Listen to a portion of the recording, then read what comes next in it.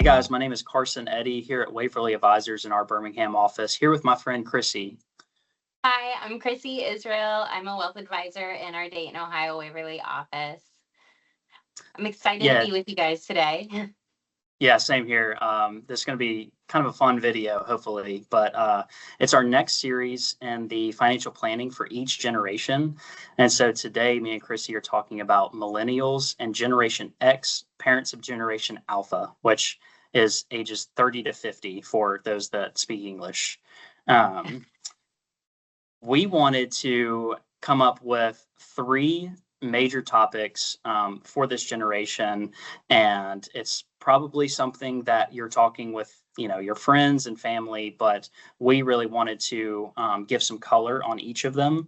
And those three topics are going to be estate planning, insurance and employer benefits, and then also college planning. So let's start out with number one. So estate planning is probably something that people know that they should do, but a lot of times they put it off because they don't want to think about it. So Chrissy, when you advise your clients on estate planning, how do you start the conversation, and what do I even need to do to start that process? I think that's a great question. It is something that I try to start out lightly by addressing anybody that's coming in my office and saying, "Hey, we want to start our family, or we're starting our family." I am so excited for them.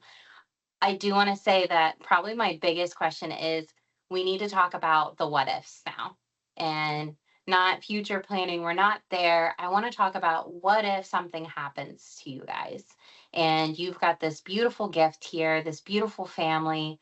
What are we going to do if something happens to one, or God forbid, both of you? Those are some of the worst conversations and hardest conversations to start out with.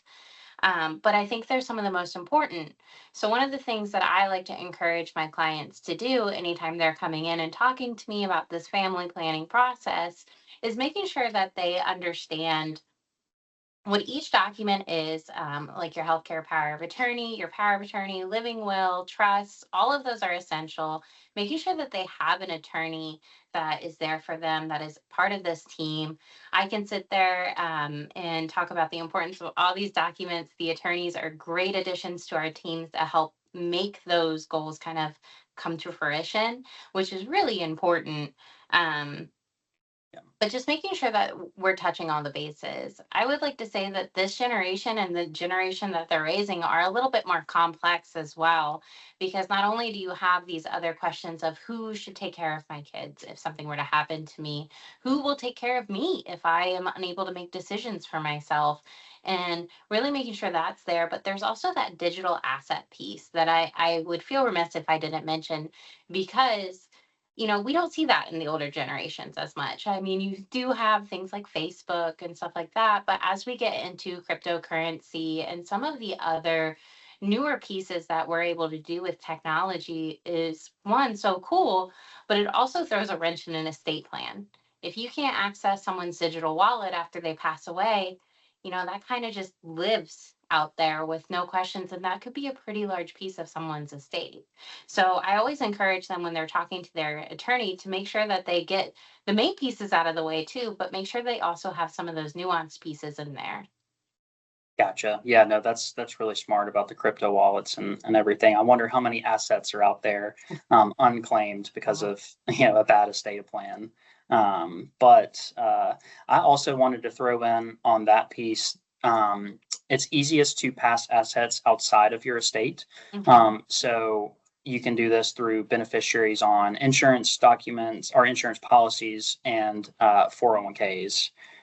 So making sure that you have the proper beneficiaries, both primary and contingent beneficiaries on your 401k is like the easiest thing you can do in your estate planning. So anything else you wanted to hit on estate planning? I think that really covers a lot of it. You can put a beneficiary on everything too. So even bank accounts, brokerage accounts, making sure that you have all of them there is so important. Gotcha. Yeah, no, 100% agree. That might be a good segue into our second topic, which is insurance and employer benefits. So insurance, there's a lot of different types, but life insurance is a big one, obviously, and then home and auto policies, all of that. So, how do you think about life insurance and how much a family needs? That is the $1,000,000 question you're asking me today, Carson, aren't you? You just hit me with the hard ones. I Yes, would say no when I softballs. look when I look at insurance for clients in front of me, the question I pose to them and the thought that I really want to make sure that they understand is, especially with life insurance, for a family, when I look at what's enough life insurance for them, I want to make sure that if something were to happen to one of the partners, that they don't have to change their way of living, right?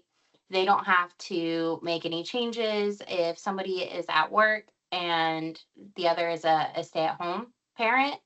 Making sure that there is flexibility in that plan is essential to me. So they need to be able to pay their bills, make sure their mortgage is attainable, car loans, any of that needs to be paid for. Same with daycare and childcare costs.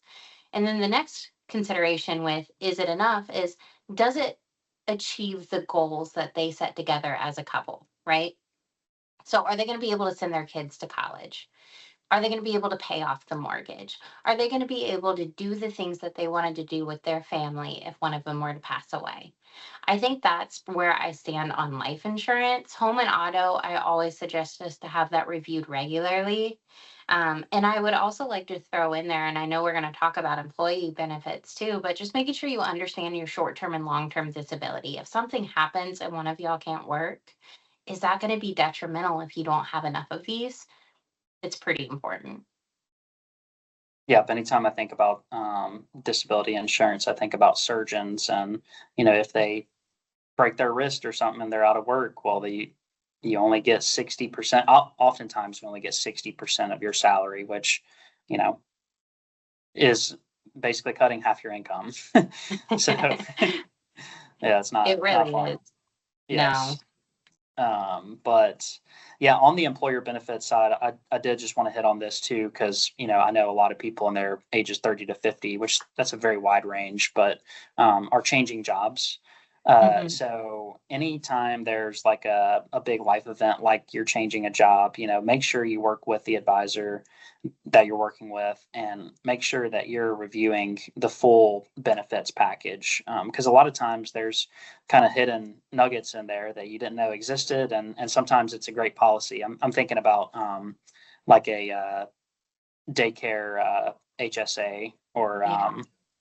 An some. FSA and Yeah, all yeah, those FSA. opportunities. Yes, 100%. So there's a lot out there. Just make sure that you're reviewing those every probably open enrollment period, which is once a year, and then yeah, making sure that you have the proper group plan in place, health insurance, and yeah. Did you have anything else to throw in on employer benefits? I think you really covered it. The only thing that I would say is anytime there is a big life change, not only reviewing your HR packet, just making sure you're also reviewing, you were going to be shocked I'm saying this, your estate documents. Anytime there's a life change, new baby, new job, new state, look at your documents, review them with an attorney too. A lot of the times, I'm seeing this a lot more in employee benefits too. You get an access to an attorney. I think that's fantastic, and I think that's a great opportunity to take care of too when you're looking at all of that. Absolutely, yeah. That's a great benefit. Let's move on to our third topic, which is how do we pay for college? So there's a lot of different ways. What are some of the more popular ways you're seeing with your clients? I would say right now we're seeing it about four different ways are the big topics coming up. So 529 college accounts. You're going to see the Trump accounts for those who are having babies now. I would say UTMAs are a large one too. And then you just have your traditional either savings accounts or joint brokerage accounts with the child as the beneficiary. I think there's advantages to them all. I really do. Especially right now, if you're having a baby, the Trump account, that's just a great benefit to have that access started for you. Um, that's one we don't want to kind of miss. Going forward, though, if you're not eligible for that benefit, 529s are fantastic savings Yeah. tools too. I really like to pair them with other options. I don't want to be too specific because when we're looking at financial planning, not just for families, but for any generation, there's no cookie cutter. We're going to be looking at a different plan for each person that sits in front of us. We're always going to do the best and the best thing for the person in front of me. I'm going to make sure I'm doing that. So when I look at the 529s, I really want to take into consideration that while they are very flexible with being K through 12, some trade school, there's scholarship distributions, there's the Roth IRA opportunity that comes after so many years. It's still pretty tied up, and we want to be aware of that. So when you're looking at your plan and your savings, it's nice to pair that with another option, whether that be a UTMA. Now, we want to look at that for your taxes too. So if anybody's coming in and they're a high earner, I may not suggest a UTMA because we get into kitty tax stuff.